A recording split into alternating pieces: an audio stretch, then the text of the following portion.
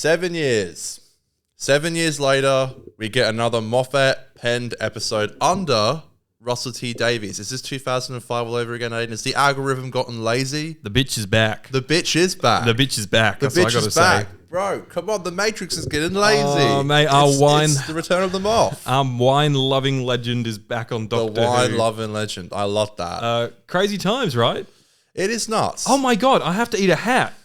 Oh, yeah. I've just remembered I have to eat a hat. Oh, my God. We'll record that at the end of the show. If you forgot that, everyone would be so mad because I forgot. I just been too busy thinking about Boom. Boom, boom, boom. Written by Stephen Moffat. Which is what we're talking about today. All right. We'll record that at the end and then we'll insert that. How are you feeling about that? I'll eat the hat at the end of the show. All right? How are you feeling about it? I'm not looking forward to it now, but for anyone that doesn't know, I said I'd eat a hat if Stephen Moffat came back to Doctor Who, and then Stephen Moffat came back to Doctor Who, and so now I'm here. I'm going to have to eat a fucking hat at the end of the podcast.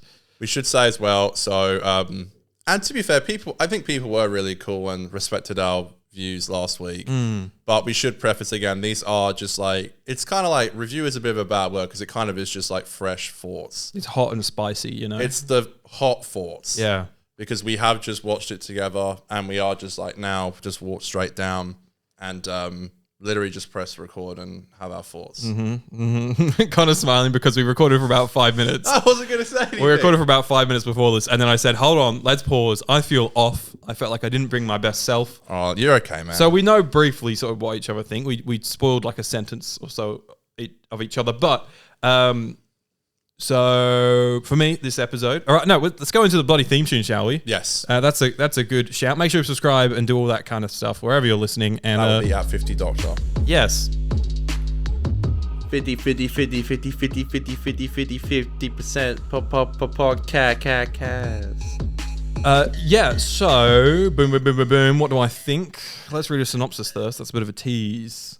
Caught in the middle of a devastating war on Castarion 3, the Doctor is trapped when he steps on a landmine. Sarah, I think I've stepped on a landmine. Can he save himself and Ruby, plus the entire planet, without moving? Apparently that was actually, though, where Stephen got the idea from, was from Genesis. Stephen loves that kind of thing, doesn't he? He's like, Harry, I think I'm standing on a landmine. Oh, was it Harry? I think that's where... Got the quote wrong. That's where he got it from, the idea for this episode. These bloody showrunners are just leeching from Classic, aren't they? There's leeching. Where's the credit? The algorithm's getting lazy, man. This one's dedicated to Harry Sullivan. Coming to get us. I thought just Stephen Moffat thing to be like, AI. Yeah, I know. Okay, all right. Let me do an episode about it. Quick sentence from me is I think this episode is really, really good. I think the tension throughout the episode is really strong. I think it dips in a few parts. And I think there is some really indulgent dialogue from Moffat at times. I think the further throughout the episode we got, the more indulgent. So when you say indulgent, do you mean just like... I love Moffat, but dear God, his dialogue can be wanky at times, can't it? Right. Snow is not snow until it falls. Yeah. Come on, mate. Yeah. What does that even mean? I think I audibly laughed when that happened. Yeah, I was like, what? The biggest Stephen Moffatism, which is the one of the two comments I made to you during the episode. Right. Was the quick cut to the title sequence. Yes. So within like 2 seconds, the Doctor stands on a landmine, and then we're already in the time vortex during the title sequence. Yeah, that did seem a bit rushed. Very Moffat.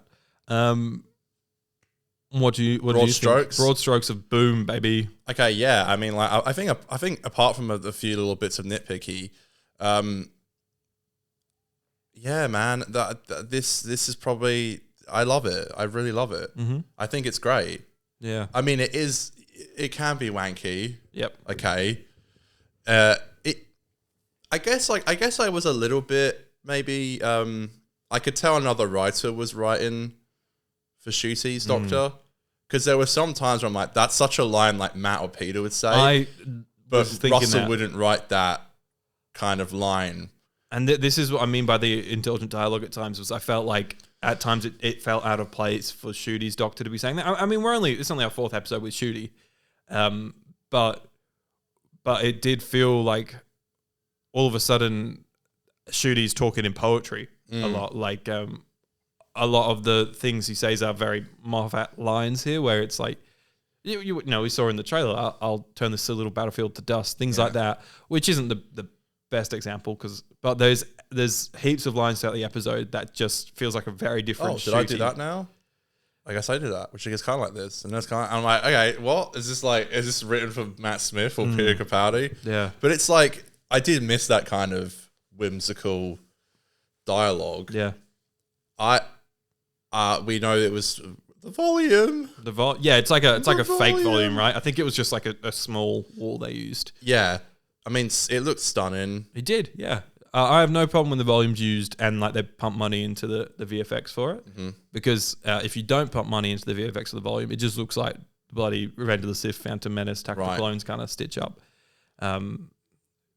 But yeah, so I liked the volume. I thought it looked good. Some of the VFX towards the end, the landscapes, I was a bit like, I thought, I mean, like the horizon stuff looked stunning. What, at like the end? Sky. At the end? Yeah. Oh, I thought that looked like a bloody video game, mate. Really? Yeah. Aiden, why are you hating on Boob? I like Boob. Okay, no, that's still good. I'm easy to jump to negative things here. Tension throughout the episode, very strong. Very, very strong. I mean, from the get-go, I thought it sort of... what's the word? It was a bit fluffy at the start. Like, I don't think it needed as long as of a pre-title sequence, maybe. I don't know. I agree. You did get to know the dad, which was good. Before he met his demise. Before he went boom, boom, boom. Yeah. Let me hear you say wayo. Wayo. Thank you. So that I think probably was an important part because it sets that up for the daughter, who's Slice, I think. I like that name. That's a good name. That's what the doctor says. That's such a Stephen Moffat line again. I am a Stephen Moffat simp. Yeah. As much as I could talk shit about him, I am a simp of his indulgent dialogue at times. I don't want him to go away. I love him. Yeah. Well, it sounds like he's not, judging by a piece of dialogue in this. In what sense? There's a piece of dialogue where the doctor said, I can't remember the exact quote, but he basically said, I'll be around, I'll be popping in and out, or something, when he was saying goodbye to... Well, Verada Sifu is in it. Yes. I believe I'm saying that right. I did just see someone on Twitter then say, so she's... I assumed... I don't know why, I guess I'm a bit of a dumbass, but I assumed that wasn't the character she'd be playing. So Verada Sifu, for context, is the companion in Series 2, has been announced, yes. So alongside Ruby. We don't know who she's playing in that yet, but one thing we do know is they've pulled a bit of an Asylum of the Daleks here with a hidden... And, well, Freema did it as well. Freema was in Army of Ghosts. Do you think she's playing the same character? I don't know. Yeah, so Verada Sifu in this episode, also the future companion, was it a case where with Karen Gillan or with... Freema Agyeman is probably the best example. Oh, yeah, Karen was as well. Yeah, but Karen was just... I don't think they cast her because of her in Series 4, whereas I think they'd worked with Freema in Series 2 and maybe were like, let's bring her in I don't know. 3. People are saying that it's going to be the same companion, same character, but I don't know. Because we're all nutting for like a space companion, right? Right, that's what I saw people saying, like, oh, thank God it's not another... Another Earth girl. Well, we assumed it was Earth like girl. It's Space Bird. I think people assumed she was from like the fucking 1800s or something because of the costumes and all that. But so they weren't the clerics. Well, they might be. We just don't know. But why didn't he just say? No name drop. Why didn't he just say? No name drop. There's a fish fingers and custard drop. Okay, that was one of the lines where I was like, come on, Moffat, mate. We all know that you're fucking writing this episode. It's got your name in big letters at the start of the episode. Fish fingers and custard's my favourite. Yeah, I think that there were like, everything's a beach one day. Yeah, that was very Moffat. And I literally was just like, what does that mean? Well, yeah, I know. He writes these things that are like poetry but make no sense. Everything's a beach one day? Yes. Is it? Well, I mean, I think he means like everything eventually crumbles one day, That's so Stephen. Everything has to be like a bit of poetry. There's the last shot of the episode I thought was so Stephen as well. It's like the snowflake stops and freezes on the camera. What is this? The snowman? It's so silly. It's so silly. It's like a freeze frame. It just stops. I seriously felt like I was back in 2010 for a second. It just stops. Yeah. It just stops. But let's get back to the... because, I mean, all this stuff, it's silly. But at the end of the day, it's not... We just did bloody space babies and stuff. We can get away with a bit of this. I appreciate the darker tone. 100%. This is the kind of... I would rather stuff like this every week rather than... Yes! But yes! I'm actually really enjoying this series so far. Yeah, I agree, yeah. I think that this is definitely the kind of episode and next week looks dark as well. So I want to go down more of that path. I'd much rather that over like a Space Babies, despite the fact that I really enjoyed it. Yeah. A dialogue heavy episode is something that, you know, we both love. So this is so much more up my street. Yeah, like as much as we're pointing out the very obvious Moffatism dialogue, I think there was really good dialogue throughout it still of the Doctor and Ruby. Both of them got to shine in this, which is great. We're 4 for 4 of the Doctor crying. Okay, yeah. So that's a fun fact. Every episode he cries. Mate, it's the cry of the week. Well, I was saying this on the live stream last week, every Friday, that I don't like this idea that, like, you know, Ncuti said that his Doctor's going to be very emotional, and I just don't like the idea of that. I think it was warranted in this episode because he was seconds away from death. But again, like I think it didn't work for me as much because it like has happened so much. Yeah, I agree. My first thought when I saw it was he's crying again.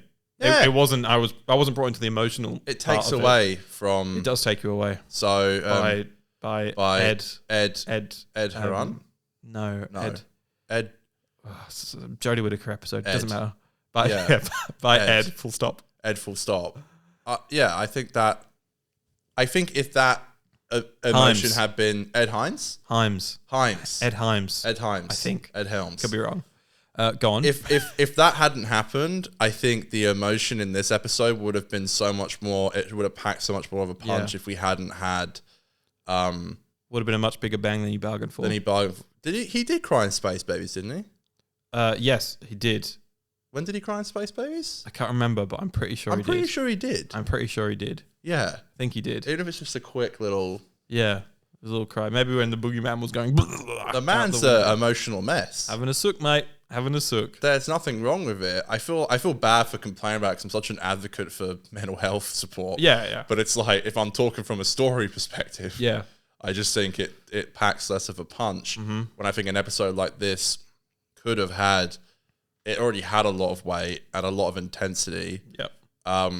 And I was along for a lot of the ride. I felt the tension when Ruby got shot. I was there for it. Yeah. I didn't see it coming. I like the idea of it. I really like the idea of like, how much shit can we just make happen at this landline? It was I felt like I was watching Uncut Gems or something. Like, yeah, like, it was it's intense. Like, now this happens. Now Ruby's down there with him. Next minute, now there's a kid down there with him. Now there's someone with a gun down there with him. Oh, now Ruby's been shot. Now there's an ambulance down there with him. Now the kid knows that her dad's dead.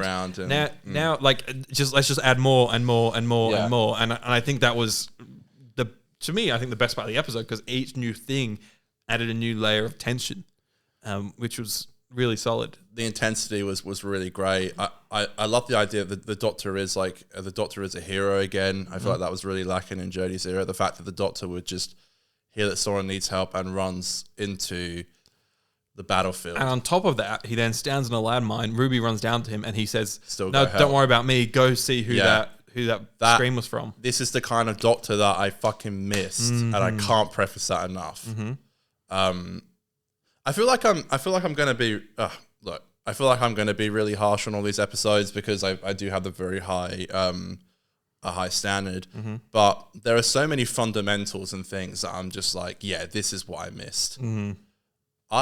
I had a blast with this episode. Yeah. I genuinely think this will be an episode I go back to revisit heaps. And it's going to be one of my favorites from this series because there's just so many things that I really did enjoy. I think where it did get let down is maybe by like side characters who are maybe just a little bit undercooked and underbaked and just not really, you said this might have been from the episode that we cut after 10 minutes, but did we mention the whole like kind of like love thing that I just didn't really get or really give a shit about? So this episode was jam-packed full of Moffat things, right? So we obviously had that dialogue, we have the love story, we have the rush into the title sequence, the freeze frame at the ending. Freeze frame snowflake. The vilifying of a seemingly helpful thing, i.e. the ambulance. Yes. Moffat loves to do that with like Wi-Fi and shit like that. Yes. So a big part of this was a love story, and usually I love that part of Moffat scripts. And I do think it helped Verada Sethu's character in this, in terms of, it gives her a little bit of backstory, gives her a few emotional beats. But I did think that maybe it was slightly unnecessary. And there was times towards the end of the episode where we were like well into the action, well into the intensity. And then it's like, we'll just watch these two chit chat by the ambulance. And I sort of felt like, we've kind of lost all that intensity now. Because like Murray cut the score, things like that. And I think it should have been one of those things that it just kept building and building and building throughout the episode, which, if you look at it on a graph, I'd say it does go up, but I'd say it's constantly going up and then dips a little, comes back up, and then dips a little and comes back up, and dips a little, comes back up. Like those scenes. And I don't think we needed any of the stuff at the camp. I think that was like a waste of money building that awesome set at the camp. Like that was... Yeah. I thought that was just... We didn't need that. It could have been like, in a sense, like a relatively lower budget episode. Yeah. For just using the same... Yeah. Bit of set. I agree. I think it could have. I think it should have had maybe more faith in its own writing. That it so now you like Faith? Yes, kind of. I don't know. Before I forget, they used the score for when the Doctor ran into the TARDIS. Yeah, and I know. Starbase. I was going to make that comment to you I love in that. the episode, but I was like, I don't want to piss Connor off by talking through the episode. You can piss me off. I don't mind you say what you can be like. You're just gonna be like, this is the score from the Starbase. I'm like, shit, I didn't know that. Fuck off, Aiden. That's a lovely piece of music. It is lovely. I do, and this is so nitpicky. And wow, this is Aiden, you're such a nitpicky little bitch. It's so me being so hard done by, But we pick up on that stuff. General audiences don't. So Murray's so right doing this kind of thing. If he's got to score bloody 8 episodes, you got to reuse a bit of score every now and then. But it does pull me out. When I hear moments like, this is the moment where the Doctor runs into the TARDIS for the first time, and it's a big epic moment. Right. For me, that score becomes not so much a TARDIS theme, but it is... It changed. That's all I could hear. I could just hear. Yeah. I could just hear Dudley go. It changed. It's gorgeous. That's all I could hear. You beautiful thing. Yeah, that is kind of like what I thought. I think it's at the end of the giggle as well. I think it is. Yeah. Yeah. Okay. So we have heard it a few times. Yeah. But it is a beautiful piece. Yeah, it's a little bit like in Cold War. I think they use like a piece of music that's like a theme for a villain in an episode, right? And they just reuse it at like a random point. It is known of Murray to reuse pieces. Yeah. Okay. Yeah. Didn't get that with bloody Sagana Canola. No. You just got boom. You know what one of my favorite? Well, 13's finger uses quite a lot. It does, yeah. That is the main thing. One of my favorite tweets I saw this week was someone rescoring There's Always a Twist at the End, but as if Sagana Canola did it. And it's just like, boom, boom, boom. There was a remember the time when on the show where you would do like the Sagan, like every week you'd be doing the Sagan Canola impression of the score from the episode, which is just you going boom, boom, boom, boom, boom.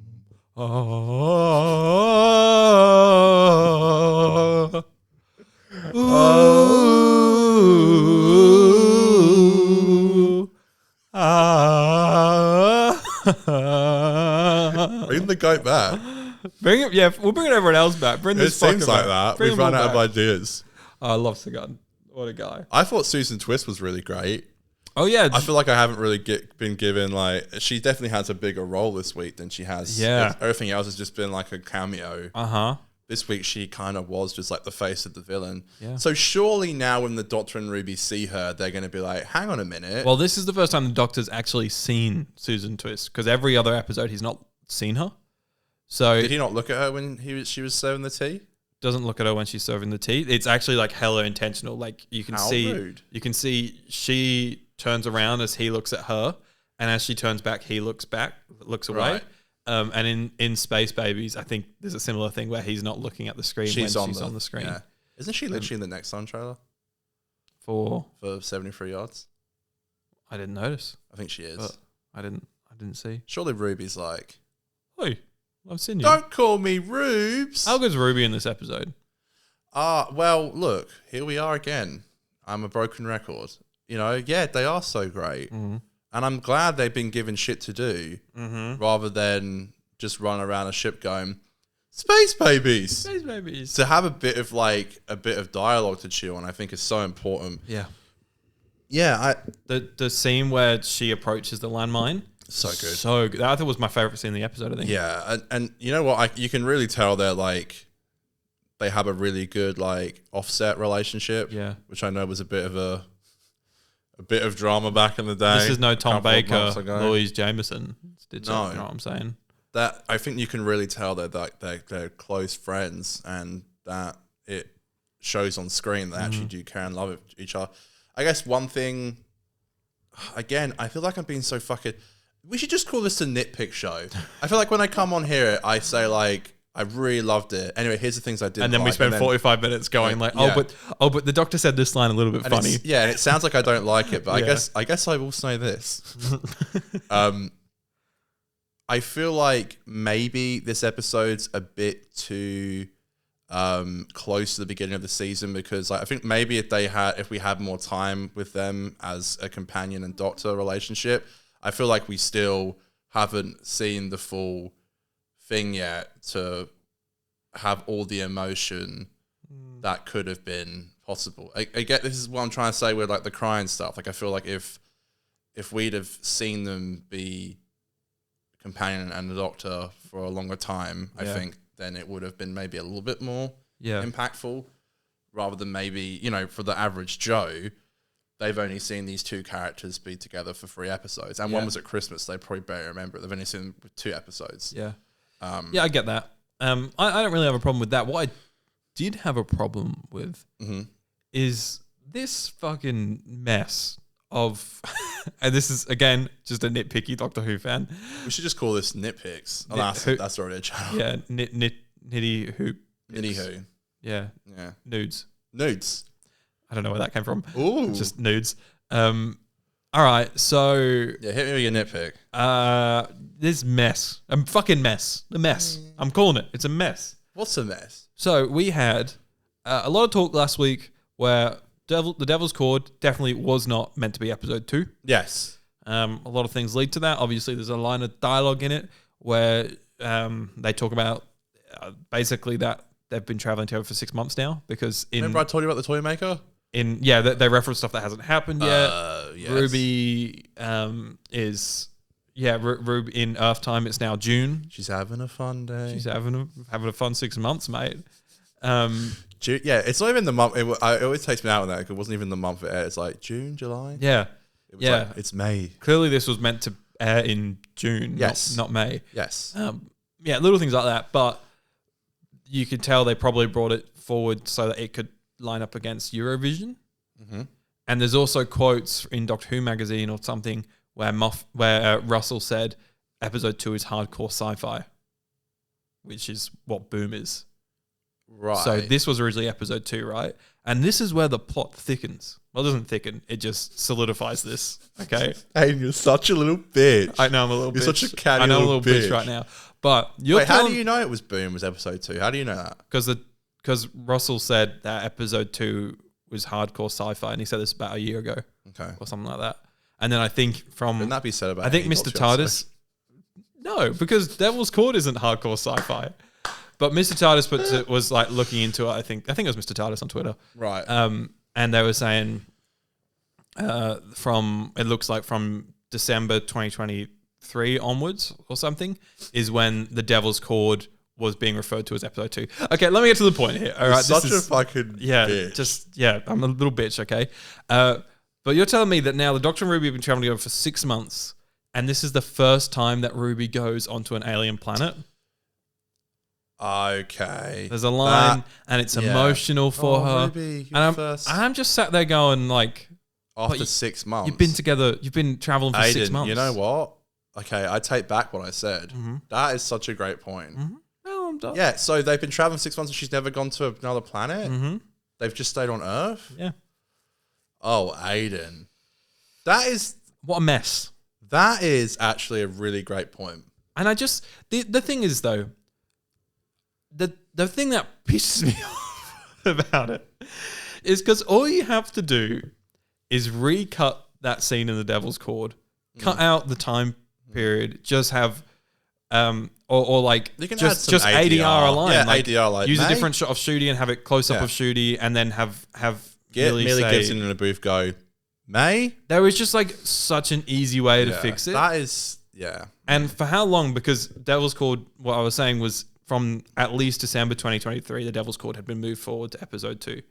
So they had 5 months to do a little workaround. There's no VFX involved. There's nothing like that. And that just, it's nitpicky, but it grinds my I don't know. fucking Actually, gears. you know what? I wouldn't even count that as a nitpick. I let you go. How do you think this would sit as episode 2? I don't know. I think that I don't know. I guess I'd still have my pooey opinion That it's too early. This is just me thinking from a average Joe's perspective. Do people care about these characters enough to be invested in this scene? I'd hope so. But equally, we had 2 episode premiere last week that they were both like silly, fluffy, fun episodes, and we never got to But wouldn't it pitch. have just been one then? Huh? If it would have been episode 2, it would have just been Space Babies. We would have gone. It would have been one fun, fluffy episode, and then the deep, dark, heavy boom, which I feel like the 2 episode premiere of that would have shown audiences much more of the range of the Doctor. I mean, yeah, like, you know, you could use the argument like, oh, well, that wouldn't have worked going into Eurovision. Well, then don't do it then. But the other thing that I was thinking, Don't do it this is the shit I think about when I'm watching the episode. I'm not fucking paying attention to the episode. I'm just thinking about scheduling. But I was like, only 2 million people tuned in for Doctor Who live. And I'm not saying Few is bad or anything, but we can't be thinking about restructuring seasons about the live schedule now. Do you know what I'm saying? Like, not enough people are present for that for it to be important. It's so funny that people made such a fuss about it not being like you know, the UK not being prioritized. Yeah. For it being a UK show. Meanwhile, the season has been restructured for you fuckers. And look at the fucking ratings. Yeah. I mean, sure, you can say, actually, you're wrong. I was on BBC iPlayer. Sure. But it's like, yeah. I hope you're happy now, the one who complained.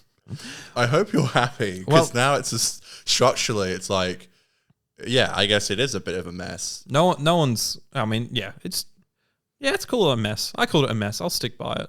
It's not the fucking end of the world. Weird. It's just annoying. It just annoys me. Episode 2, not to be confused with the Devil's Cord. So like in Scrubs, when a character leaves in season 7, and then the NBC made them restructure the series, and so the next episode the character's just there again. Do you know that episode? You know when Dr. Cox like buzzes his hair off, and there's one episode where he's bald, and then there's one. His haircut keeps hair. changing between episodes because of it. Yeah, I remember that. Crazy times. Fucking scheduling. This is fucking Disney Plus and the BBC. It's not NBC. You don't have to swap the episodes around. They're not making 23 episodes and it's easy to swap them around. Anyways, that's nitpicky stuff. I feel like, you know, you're going to fucking give me shit for saying this, but this is the most I've enjoyed a Doctor Who episode in a very long time. I really liked it, all right? And I really enjoyed the performances, and I really enjoyed the setting. I miss Stephen Moffat. Why are you always shitting on me? Go on. I'm raising my hand to ask you a question. Go on.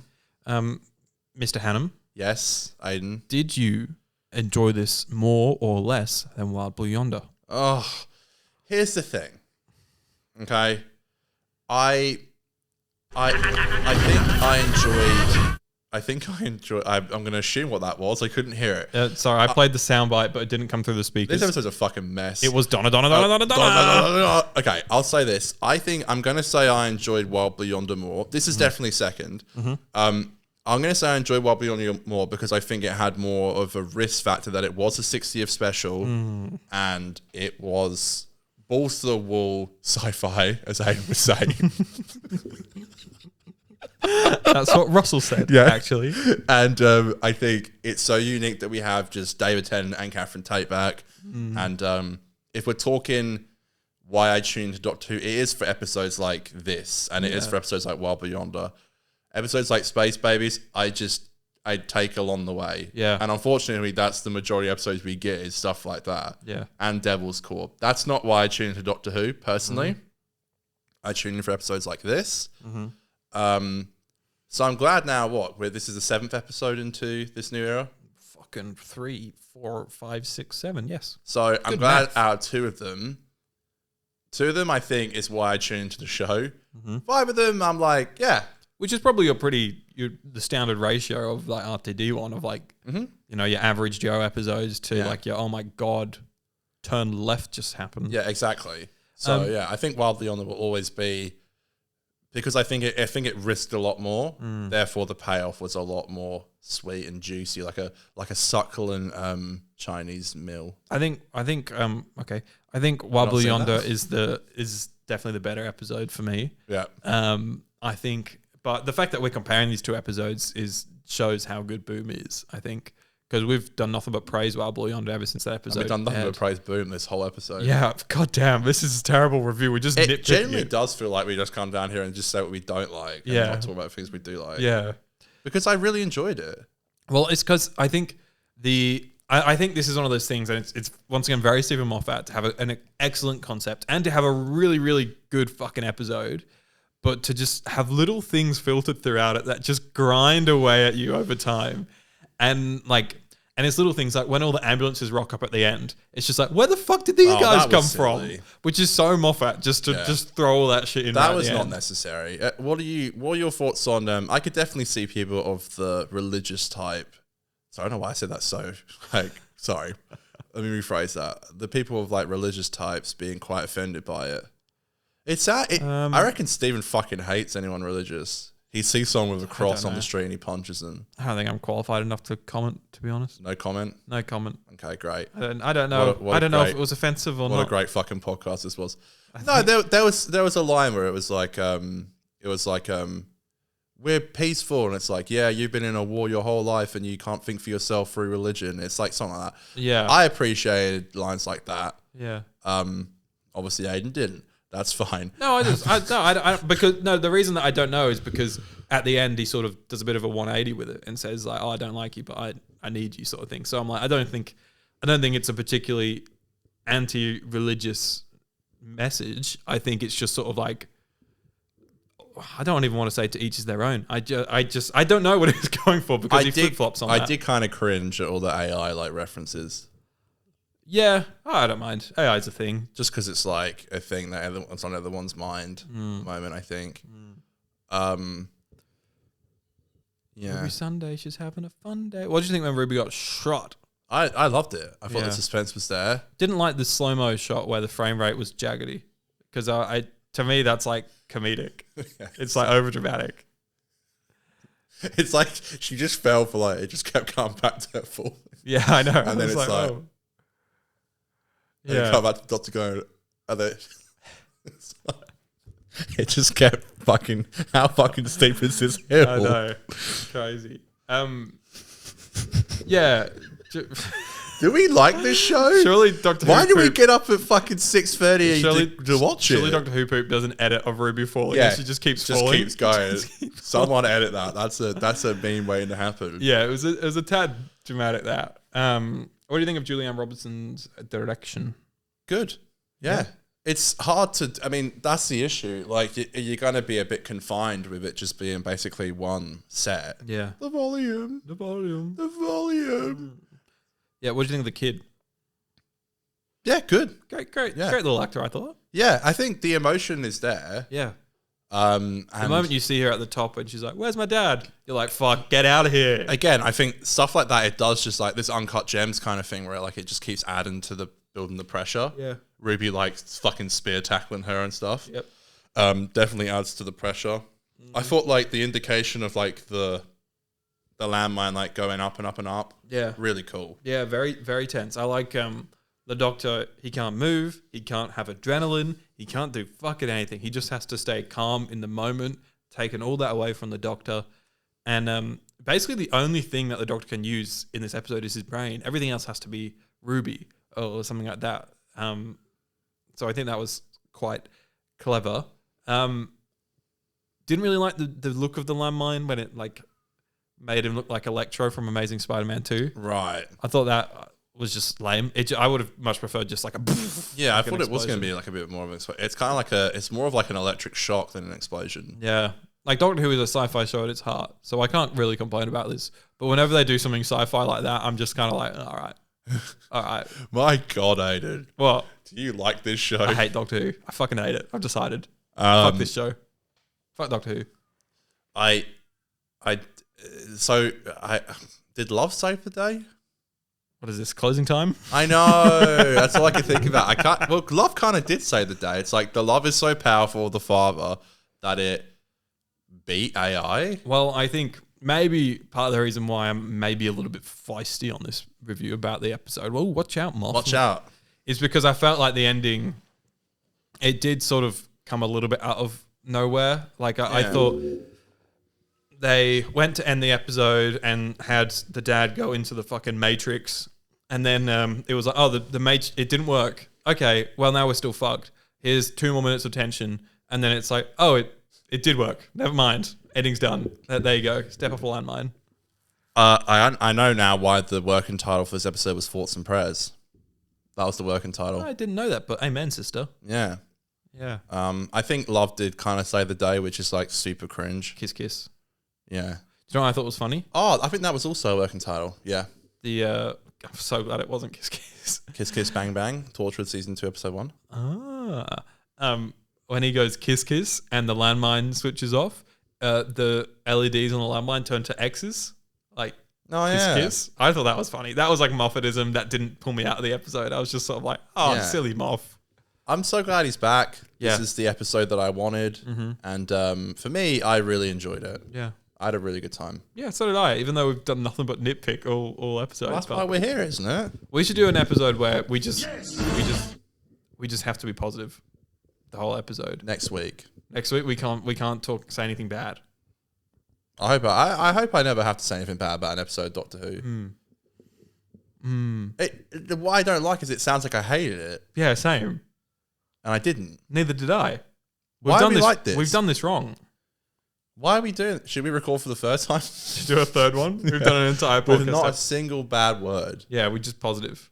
Do you think that... We can't say anything negative for the rest of the show. All right. Do you think that Verada see-through is... I'm sorry, I think I say my name wrong. See-through. See-through. Do you think... Which also could be wrong, but there's no R. Do you think... Oh, okay. Do you think that her character is her character for season 2? Because the Doctor did say she's coming back. He's coming back. Yeah, she definitely could be. Maybe she's in the finale or something. I don't know. And did you like the fish fingers and custard mention, or were you just like, that's cringe? Oh, I loved it so much. It's still his favourite food, even though he's not Matt Smith. I thought, of course. Yeah, that's so Stephen. Yeah, and we love him. Stephen has no flaws. Well, he's back at Christmas. Can't wait. So I actually can't wait. In fact, I love the snowflake freeze frame at the end. He's like, I'll be back at Christmas. Now get ready for joy to the world. Joy to the fucking world.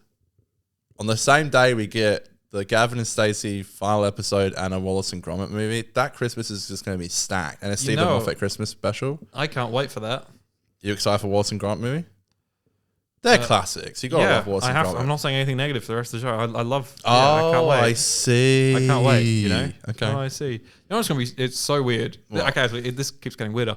The Christmas special is going to be the first Christmas special not to be written by the showrunner. Yet somehow it's still written by a showrunner. Yep. Yep. That's why I said on the live yesterday. That is weird. Weird shit, man. Was But Russell incredible? Was Russell? Yeah. Amazing. Was Russell just like? Do you think he was just too busy? Yeah, maybe it was. Maybe he's just, I can't be fucked writing a Christmas special. I've just written fucking 100 episodes for the new season. And I hope he comes back next season. Moff. Yeah. I need stuff like this. This is what I need. Well, there was that line. Well, I think I sort of said this at the top of the show, where the Doctor says like, "Oh, I'll be back. I'll be popping in from time to time," and I felt like that was Moffat saying that about the show. Oh, you know what I'm saying? My little Scottish bear. Oh, I'll give him a thoughts and prayers. Thoughts and prayers. Boom, boom. All right, can you give me a rating for Boom, Connor? And it can only be a 10 out of 10 because we're only being positive. I'm gonna give it a good 8. I had a lot of fun. I'm giving it an 8. Maybe an 8.5. Far out, mate. Fuck every time. Why are you like? Didn't I go Space Babies an 8.5? You did give. No, you get Space Babies a 7.5. Okay, look, ratings they don't matter. Okay, they don't. Why do we do them? Why are we here? Kill yourself. I don't know. Thanks. Boom. I'm so torn with this one. I think I'm going to do an 8. I'm going to do an 8. I think it's an 8. Awesome. Me dog's locked in fucking Costa. Why is My my dog's dog locked in fucking Costa. The strangest part about this right now is because our speaker has turned itself off, so Can't hear it. the sound bites we can't hear in the studio. They're just on the recording. So But I assume Connor that- keeps pressing buttons. And I assume it works. yeah, it'll be there on the recording, but we have to. Connor keeps pressing the buttons, and I just have to look to see on the Silence, little screen. girl. I have to see which one he's played, and then we have to pause for what we think is roughly the amount of time of the soundbite. It's when it stops flashing. Oh, it is too. Yeah. Silence, girl. See? There was no browser history jokes, though. No, but about a minute into the episode was when we got a joke about a stamp, a tattoo on a hidden place of the body. Oh, no. And I thought, he's back. He's back, and I love him. What was that about? She got a. I'm just like, just get to the landmine already.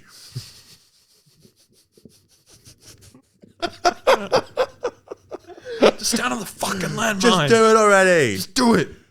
Just do it already. Just do it. Wow, it really sounded like we loved this episode. It does, and we both gave it really high ratings. So Does anyone believe us? that's because we did love the episode. It was the best episode Doctor Who ever made. What the fuck is wrong with us?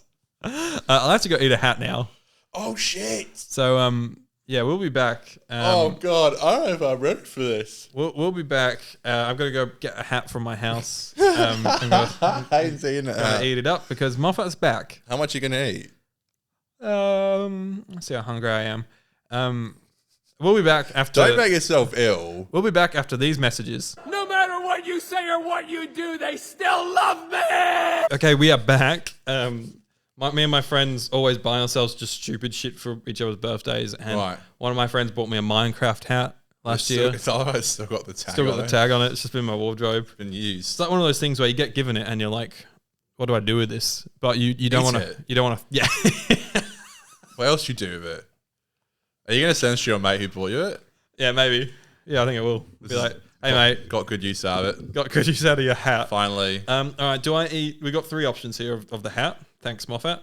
Do you want me to eat from the cardboard, from the fabric of the top?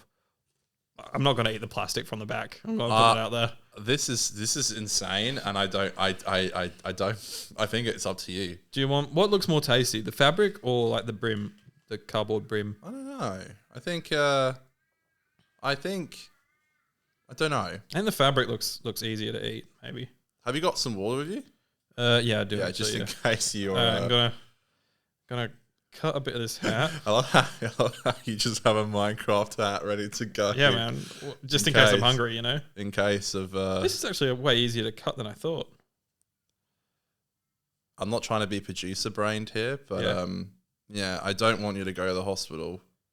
Don't want those So- ambulances coming for me, mate. No, you don't want Always Susan Susan Twist. All right. Is this a big enough piece? Is this respectful? Surely Moffat watches this. Surely. This man is going to all lengths. Do you know- He's literally eating a hat because he said that you weren't coming back, and now you are back, and now he's literally eating a hat. I thought about postponing this and getting, because I thought of it on Friday, Yeah. that I should have got a custom made hat with Moffat's face on it.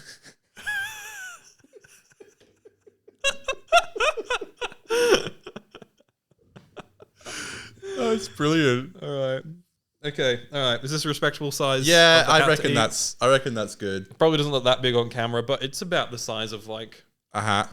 of a hat. Yeah. It's a I don't know. size. It's a good size. It's like a bit of my thumb, I guess. Are you just gonna chew it, or I don't know what it's the not process gonna? of eating It's this not is. gonna be easy. That's the weird thing. This hat was $29. That's an expensive meal. That's expensive for a Minecraft hat. Yeah. All right. Thanks, fucking Moffat. Let's do it. This one goes out to you, my wine-loving moth. Oh, this is weird. What's the texture like? Have you had breakfast this morning? I have. Okay. There's like something hard in there. Ugh. The fabric's fine. I'm worried Ugh. about whatever this hard thing is. Ugh. That is foul. That's fine. I don't want to swallow it. No. It's like gum. Does it taste of anything? No. Like a hat? Tastes like a hat. It's like It's like what it would it's kind of what you would think it would taste like, just like nothing. Yeah, just like nothing. I hope you're going to be okay.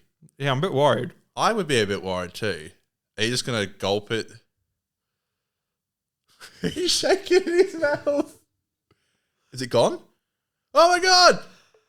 It's gone. It's gone. Right down the tum. Are you okay? I'm fine. All right. I'm strong. I'm going to wear this hat. I think This is good. This is a meal that you can... there's actually a good chunk gone out This of it. is a meal that you can eat and then wear. That's weird. It's like when you swallow gum and you can just sort of feel it in your Right. throat. I think you're I don't know if it's gone down. you're an incredible artist. Like that's dedication. That's what I do for my boy Moffat. Big Steve. What you did just then was actually art. That was beautiful. He actually ate a hat. I did. Everyone share this to Stephen Moffat so he could see Send it to Aiden them eating off. a hat. And I've said if the Trickster is the main villain in the finale, I'm going to do an episode of the pod in calm makeup. That's true. And if Rogue and the Doctor don't share a kiss, I will attempt. You have to post your nuts on Twitter. That was if Matt Smith didn't come back for Wild Beyond. And so you still have to post your nuts on Twitter. Does anyone want to see that? Comment below, post the nuts. Are you okay? Yeah, I'm fine. Please don't text me in a few hours being like, I've got like I'm dead. colouring poison or something. Dying. Susan Twister's at my door. You know what? You're probably lucky enough that it was maybe just not enough to get you ill, but a tiny little tablet can kill you. So God knows what goes into making hats. Probably all these chemicals and shit. What doesn't kill you makes you stronger. All right, guys, that's our show. Make sure you subscribe if you haven't already. We'll be back on Wednesday. Get commenting below your thoughts, your hot takes, anything about Boom, something small, something big. We want to know what you thought about Boom. And we'll Sorry, that was a hiccup. You didn't even eat a fucking hat, mate. I know. And we'll get into talking about that on Wednesday's preview pod where we preview 73 yards. Are you okay? Yeah, I just feel it in my throat. That is. Ugh. Just a bit of fabric in there, I think. Aiden ate a hat because Stephen Moffat came back. That's poetry. This is That's like a art, Moffat and this line. is the artist right here. Oh. That's everyone give Aiden a. Thanks, love. That was incredible. Thanks, guys. Oh, That please, was guys. incredible. Stop. That was incredible. Come on, guys. You're killing it. Well done, Aiden. We'll see you next week for. Well, we'll be back for the 73 yards predictions, That's right. where no hats will be eaten. Unless I've... Oh, it's Gem. my dog. My dog's stuck in fucking Costa. Why is the dog here? Because you're stuck in Me fucking dog's Costa. locked in My dog's fucking stuck in Costa. fucking Costa. She's been distracted by a bird. All right. It's Aiden and Connor's podcast. We're doing Doctor Who reviews. on a Saturday. Doing Doctor Who reviews. And And I loved Boom. Me too. I liked it a lot. Didn't sound like we did Not at all, at all. but I really liked it. Do you think we got that across? I think we said enough that we do like the episode, but I think people are just going to sit there going like, "You just talk about nothing." Yeah, this is the show about nothing. Like that guy on TikTok Yeah, that said, not everyone needs a podcast. You everyone- just said a load of nothing. and then all of a sudden everyone started replying and said, "Shut the fuck up, you loser." Yeah, all my dogs are with me. Like I bought some stock at Petco. My dog's stuck in fucking cock. My dog's stock in Me fucking dog's locked in Costa. fucking Costa. I. Bye.